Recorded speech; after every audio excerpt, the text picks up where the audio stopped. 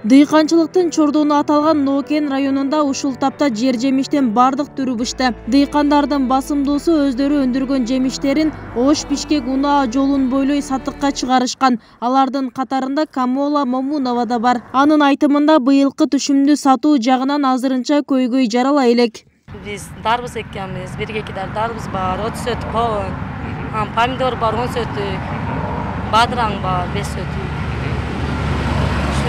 Болгарский бар 50 сөтүк.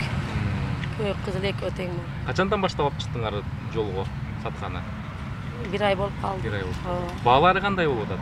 Жакшылап, бирок көк болгарский сеналар түшүп кетти. Сразу эле Канча сом болуп кетти? Канча сом болуп? Кача фурага 20дан тапшырдык да. Килограммы. А башка жашылчалар кандай болуп атат? Башкалар жакшылап, азырча. Бааларын айтып берсеңиз? Помидорлор азырынча 30 болуп калды, помидором кичине түшүп калды. Ковундар нормально. Вот 50 сом, 100 сом. Майдалар 100 сомго 4 кылып берип атабыз.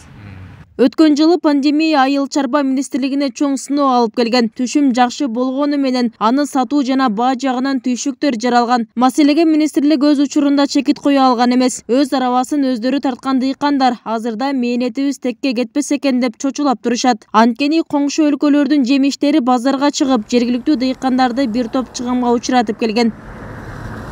Түштүктүн күнөөстүү талааларында өскөн жемиштерге өлкөнүн булуң бурчунан суроо талап күч. Нокенде бышкан эгиндердин басымдуусу да Борбор калаага экспорттолот. Быйылкы жылы жер жемиштердин баасы салыштырмалуу кымбат. Бирок дыйкандарды мыкты кирешиге ээ болду дегенге болбойт. Анткени күйүүчү майдын, жер семирткич, уруктардын баасы да кымбаттап дыйкандарга учурунда оор болгон. Ага карабай нокендик дыйкандар быйылда жарым жылдык планды 130% толтурушуптур. Чегара таасир берет, албетте таасир берет.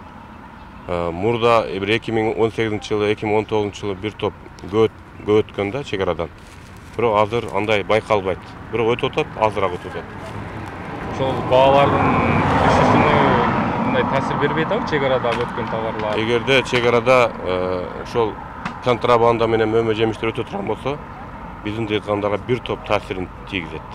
Кошумчалай кетсек, ушул тапта базарда дарбыздын килосу 20-25 сомго бааланууда. Ал эми коондор көлөмүнө карай 80-100 сомдон сатылып жатат. ББС Розалиева, Шеразат Эгембердиев, 7 канал, Жалал Абад.